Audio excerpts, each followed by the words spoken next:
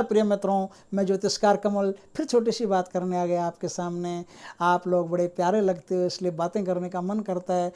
अभी नवरात्र चल रहा है ना, नवरात्र आपने भी देखा होगा। नवरात्र आप पूजा वूजा सब घर में करते ही हैं, कौन कौन नहीं करता, सब अपनी अपनी पूजा करते हैं, आराधना करते हैं। नवरात्र की पूजा में एक चीज़ और देखी होगी आपने, कलश स्थापना होती है ना। कलश स्थापना, पहले ज्वार रखते हैं, जौ रखते हैं या कुछ भी ऐसा रखते हैं, उसके ऊपर कलश रखते हैं, कलश के ऊपर कलश के अंदर पानी रखते हैं, फिर ऊपर पत्ते वगैरह लगा करके नारियल रखते हैं और उसको कलावे से बांध देते हैं। तो ये कलश स्थापना होती है। उसकी पूजा वूजा करके हम अपने पूजा कर्म शुरू करते हैं। देवी तो अग्नि है, आप पूजा जिसकी कर रहे हो वो तो ऊर्जा है। ऊर्जा तो करंट होता है।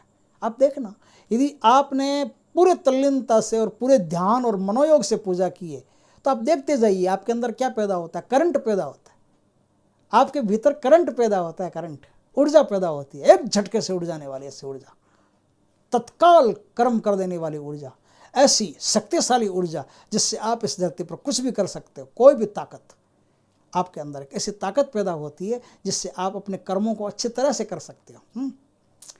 तो फिर पानी की स्थापना क्यों करते हो? पानी की और अग्नि की तो बनती ही नहीं है। पानी की और ऊर्जा करंट की भी नहीं बनती है। करंट में पानी डाल दो, करंट फैल जाएगा और जितने आदमी करंट के आसपास है सब चले जाएंगे, लपेटे में आ जाएंगे, चिपक जाएंगे। तो आप पानी की पूजा क्यों करते हो? फिर पानी को अपने पास में क्यों रखा है? भाई पानी का पास में रखने का क्या मतलब है? इस बात को आप पहले पूछना, अपने आसपास कोई भी ज्ञानी विद्वान हो उससे पूछना, भाई ये कलश स्थापना किस लिए करते हैं? पूजा तो हम आग की कर रहे हैं, आग से तो पानी को बेर रहता है, आग से पानी का तो कोई मेल नहीं है, आग से पानी का कोई मेल नहीं है। फिर आग की पूजा में, करंट की पूजा में, ऊर्जा की पूजा में, दुर्गा की पूजा में कलश की स्थापना, पानी की स्थापना हम किस लिए करते हैं? मैं अपने तरफ से बता देता हूँ किस लिए करते हैं। संतुष्ट हो तो ठीक है, नहीं तो फिर रिसर्च करते रहना। अच्छा लगा तो मुझे भी नई रिसर्च बता देना भाई इसलिए करते हैं। एक छोटी सी बात, तुलसीदास जी ने एक दोहा लिखा और बिहारी जी ने एक दोहा लिखा। दोनों ही कवि थे, बढ़िया बढ़िया। एक कृष्ण भगवान का भक्त था, भक्त बिहारी लाल जी, और दूसरे तुलसीदास जी थे। तुलसीदास जी ने एक दोहा लिखा। तुलसीदास जी ने दोहे में लिखा कि अस को नहीं जन्मा जग माही, प्रभुता पाहि जाहि मद नाहि। ऐसा धरती पर कोई लाल पैदा नहीं हुआ जिसको शक्ति मिल जाए, पावर मिल जाए, धन मिल जाए, रूप मिल जाए, ऐश्वर्य मिल जाए और अहंकार नहीं मिले, घमंड नहीं मिले, मादकता नहीं मिले। मादकता मतलब अपने नशे में चूर रहने की आदत, मादकता नहीं मिले। ऐसा तो कोई लाल पैदा ही नहीं हुआ। तुलसीदास जी ऐसा कहते हैं। आप पूजा करते हो काली की, दुर्गा की, अंबा की, चंडी की, चामुंडा की, कामाख्या की, किसी की भी, आपको शक्ति मिलती है, आपको पावर मिलता है, आपको सिद्धियां मिलती है, आपको कुछ भी करने की क्षमता आपके अंदर पैदा होने लग जाती है। और फिर आपको कोई पड़ोसी भी हल्का बोल दे तो एक बार के लिए कि इसकी तो ठीक सब्र नहीं होता आपसे। जिसके अंदर शक्ति पैदा हो जाती है उसके अंदर श्राप देने की ऐसी, वो क्या कहते हैं, चुलबुलाहट पैदा हो जाती है। किसको श्राप दूं, किसको भस्म करूं, किसको अपनी शक्ति के द्वारा नष्ट करूं, ये करूं, वो करूं, वो करूं, वो करूं, ऐसे बंदर की तरह एक छलांगे लेना लगता है। ये जो पानी है ना, जो स्थापना करते हो, ये एक बहुत बड़ा प्रतीक है। ऋषियों ने बहुत सोच समझ के इस पानी को आपके साथ में पहले ठीक किया। भाई ये पानी देख ले तू, क्या करना है इसका। ये पानी की जो स्थापना है, दुर्गा की हर स्थापना के साथ, देवी की हर स्थापना के साथ पहले जल स्थापना होगी, पहले घट स्थापना होगी। मुहूर्त किसका? घट स्थापना का मुहूर्त। क्या पूछते हो? घट स्थापना का मुहूर्त। दुर्गा स्थापना का मुहूर्त कब पूछते हो? मुहूर्त पूछते हो घट स्थापना का। तो घट स्थापना पहले होती है, दुर्गा पूजा बाद में होती है। घट स्थापना पहले होती है, चंडी पूजा, चामुंडा पूजा, काली पूजा, मातंगी पूजा, जो भी जितनी भी पूजाएं होती है सब 9 दुर्गाओं की बाद में होती है, 10 महाविद्याओं की बाद में होती है, पहले घट स्थापना होती है। ये घट स्थापना एक बहुत बड़ा संकेत है, आपके ऋषियों का संकेत है, आपके ऋषियों की खोज है। और वो संकेत आप जब तक नहीं समझेंगे, आपकी सारी की सारी पूजा एक दिन आपको नरक में ले जाएगी, निश्चित है। मान के लिख के रख लो, क्योंकि शक्ति पैदा होगी तो मद, मद से पाप, पाप से नरक, निश्चित है। ये तो सीधा रास्ता है, इसमें तो कोई गोल घुमाने वाली बात ही नहीं है। शक्ति से मद, मद से पाप, पाप से नरक, नरक पाप से ही मिलता है, किससे मिलेगा? तो ऋषियों ने इस बात को पहले समझ लिया और उन्होंने घट स्थापना करा दी। फिर बिहारी जी एक दुआ कहते हैं। बिहारी जी कहते हैं कि नर की अरु नल नीर की एके गति जोय, जितरो नीचो हो चले उतरो ऊंचो हो। शब्दों में कुछ हेरफेर हो सकता है, एकदम मुझे हो सकता है मैं भूल गया हूँ, लेकिन कहानी यही है। कहानी बिहारी जी ये कहते हैं कि जो पानी होता है ना, उसकी और मनुष्य की एक जैसी गति होनी चाहिए। जितना मनुष्य नीचे होकर के, विनम्र होकर के, विनीत होकर के चलेगा, और जितना पानी नीचे होकर, पानी तो नीचे होकर के चलता है, विनम्र होकर के चलता है, तो पानी को देख करके जीना सीखोगे। पानी क्या होता है? नीचे झुक करके चलता है। पानी की शक्तियाँ तो आप जानती हो, तबाही लाता है तो सुनामी ले आता है और शहर के शहर उजाड़ देता है। पानी की शक्ति कम थोड़ी है, लेकिन वही पानी जब नीचे होकर के चलता है तो कितना विनम्र लगता है, कितना शांत लगता है।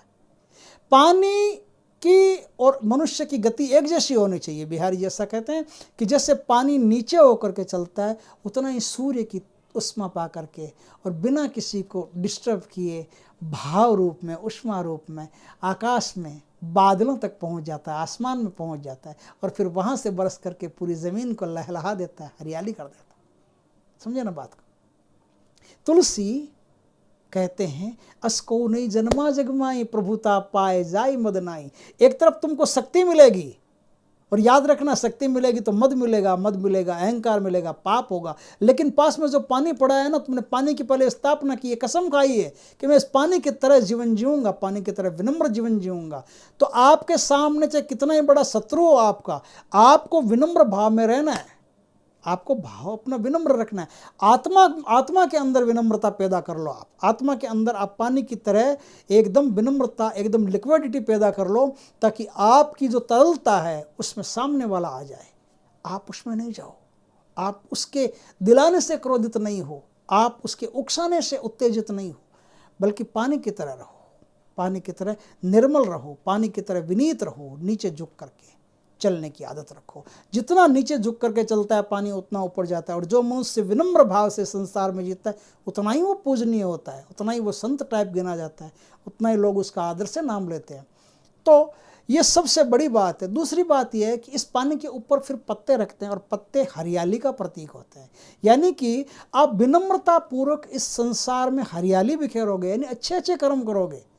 अब उन अच्छे कर्मों में फिर उसके ऊपर एक नारियल रखा जाता है। वो ये कहता है, उसका एक इंडिकेशन है, वो ये कहता है कि अच्छे अच्छे कर्म तो करोगे, भाव तो विनीत रखोगे, लेकिन ये अच्छे कर्म और विनीत भाव आपकी आत्मा की आदत बन जाने चाहिए, आपकी आत्मा में ये होने चाहिए। लेकिन ये संसार है ना, इस संसार में सारे आदमी एक जैसे नहीं होते हैं, इसलिए ऊपर नारियल इस बात का प्रतीक होता है कि आप चाहो तो बाहर से सख्त रह जाना, भीतर निर्मल रहना। जैसे नारियल बाहर से सख्त होता है, भीतर निर्मल होता है, बाहर से सख्त होता है, भीतर कोमल होता है, बाहर से सख्त होता है, भीतर एकदम सॉफ्ट होता है। खाओ तो आनंद आता है। जैसे कच्चा नारियल खा उसकी वो खाते हैं गिरी, कितना आनंद आता है, मज़ा आता है, एकदम सॉफ्ट सॉफ्ट मज़ा आता है उसका। लेकिन ऊपर से छू के देखो कितना कठोर लगता है ये तो फूटेगा ही नहीं, ये तो कोई काटने वाला जानता है, उसको काट कूट के अपने को देता है। तो देखो कितना प्यारा लगता है, ऊपर से सख्त है, अंदर से एकदम कोमल है।